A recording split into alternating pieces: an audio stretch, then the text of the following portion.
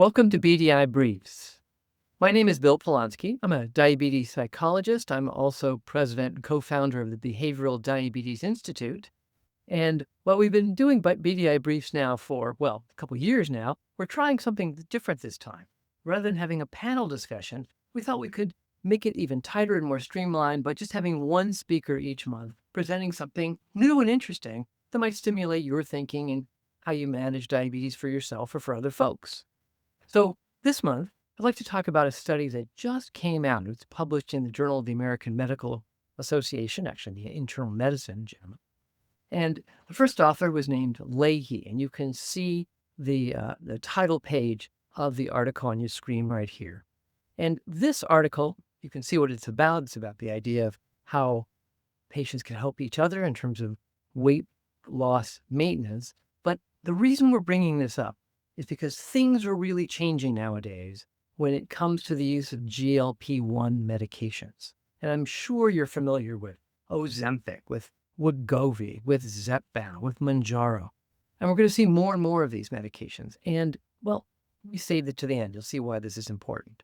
In this study, they didn't use any of those medications. What they did in this lovely large study involving almost 300 people was they invited these folks who, by the way, didn't necessarily have diabetes. These were just people struggling with their weight to be involved in a fairly standard weight management program based on the old diabetes prevention program, where they helped folks to make behavioral changes in terms of dietary and physical activity changes, et cetera, that helped them lose significant weight over a period of at least a year. And of those folks, a great number of them lost at least 5% of their weight. Now, 5%, before we had GLP-1 drugs, that was used to be thought of as a lot, by the way. And so if you lost 5% of your weight, you were then put into the study that we're going to talk about right now, which was an 18-month intervention to say, can we help people keep that weight off so that they don't have this really distressing weight regain back to where they started from or even higher. So it was a randomized control study. So they had two arms of the study. The first arm was really a standard of care approach, which is they had trained healthcare professionals work with these folks in groups, small-ish groups, meeting on a regular basis over 18 months. They actually met with these people in 24 group sessions. And again, the purpose of these groups over this 18 months was just to help people stick with it, to problem solve, to think about maintaining positive behavior changes in diet, exercise, and more, to see if they could help them not regain their weight and hopefully continue to be successful. So that's standard. We've seen those sorts of interventions before. But the real intervention in this study was the other arm. And in the other arm, the other treatment arm, had no trained healthcare professionals at all. What they did is they had trained mentors. So people, regular folks who had also lost a significant amount of weight, at least 5 to, 7% of their body weight, had kept it off for some period of time. And these folks were trained to actually be able to do these small groups, to work with these folks in these small groups, to talk about their challenges, what was working, what was not working. But rather than meeting with them 24 times over 18 months, they met with them 7 times. And then what they did is every single person in these groups had a partner. They were randomly given a partner. And they met with their partners every week for this whole 18 months. And people were giving tons and tons of advice about how they could do that and how they could work together. In fact, let's read a little bit from the actual document here, from the actual manuscript. You could see what this was like. After those initial sessions, treatment moved to entirely peer-provided reciprocal support via email or text for the remaining 15 months of the 18-month maintenance program. During this time, peer diems, these partners, exchanged weekly weight change, mean weekly calories, total weekly exercise minutes, self-monitoring days, along with successes and challenges for the week and preferred type of support. So it was really a chance to get your attaboys, to brainstorm, to problem solve with someone else who was struggling and succeeding and hassled and all those things that we know that can be so valuable as well. So after 18 months, maybe you could guess what happened. What they looked at as what changed. They looked at behavior change. They looked at change in blood pressure levels. But really, most important, they looked at weight regain, weight change. Here's what they found. And on this slide, this is probably the most important slide, you can see the results.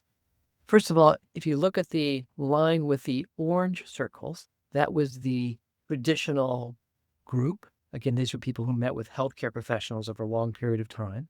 You can see on the left side of the screen, when we look at change from where they started from and move towards the right, there was fairly steady regain, although it wasn't huge, but of course they only lost about 5% of their body weight.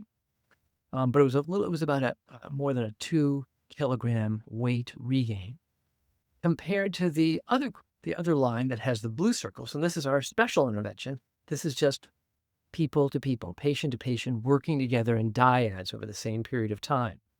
And you can see that line's also going up as we move to the right, but less so. And that difference over there on the far right, the difference between those two circles, may not look like much. But what it shows us is that the difference in weight regain, well, see, I can put it this way. The people in the peer-to-peer group regained about half the amount of weight as the other group. It was really strikingly successful. So what? Why does that matter? Well, before we get to that, let's think about why this would happen. Why do you see this difference? Why is there less of a regain? Why does the peer-to-peer group work better? Here's what the authors of this study argued. They said, look, there's several plausible explanations. First, given that mentors and peers are fellow patients, they may provide one another with a unique sense of empathy not duplicated by professionals. Yeah, I think that's clearly important. And it's something that we see in all the work that we do here at BDI in our groups with folks with diabetes over all these years. When you got people in your life who are rooting for you, care about you, that's incredibly important and often much more important than anything else we can offer people. It's helping to bring people together and learn from each other. Now they go on, in the second part of this, what's written on this slide. Second, peers organically provided one another with ongoing weekly support via email or text over the whole 72 weeks, allowing for regular contact over a long period of time and potentially during patients' daily lives when needed most. So it isn't just having people in your life who are rooting for you. It's this regular contact. It's keeping in the front of your mind that this is important. This should be a priority in terms of trying to, what can be difficult when you're talking about making these tough habit changes, especially. So why am I talking about this? I'm a diabetes guy. The reason we're talking about this is because of what's happening with the use of GLP-1 drugs. What we're seeing now, both with patients with diabetes as well as just people struggling with their weight, is we're seeing this enormous expansion of use of these drugs. And we're also seeing what's happening with people eventually getting to a point where they may decide to quit taking these drugs, or they become unaffordable, or they begin to titrate off. And how do people come to this point of balance between perhaps taking less, perhaps not taking any at all, but continuing to make and maintain, new behavior changes to be able to be successful? Again, with this whole idea with weight regain and preventing weight regain. And I think what we're seeing, what our opportunity is how we can bring what we see in this Leahey study to what's happening to people over the course of time with GLP-1 drugs. How do we help people figure out new systems to allow them to better support each other on their journeys through not just trying to manage their diabetes, but trying to manage their weight, especially if they're beginning to titrate off and no longer choosing or being able to take these GLP-1 drugs. So that's really what I wanted to ask you all to think about. We think we want to consider new ways we can encourage introducing people to each other, finding and training people to find ways to support and care about each other as they go through these times. We're seeing this happening anyway. It doesn't take much to look at Facebook, for example, and see these groups of folks working together and supporting each other. We as healthcare professionals should be able to recommend those sorts of things, to support them, and perhaps develop even more effective and powerful ways to help people support each other on their what can often be a tough journey. So I hope you found this useful. Thank you for joining us this month. Much appreciated.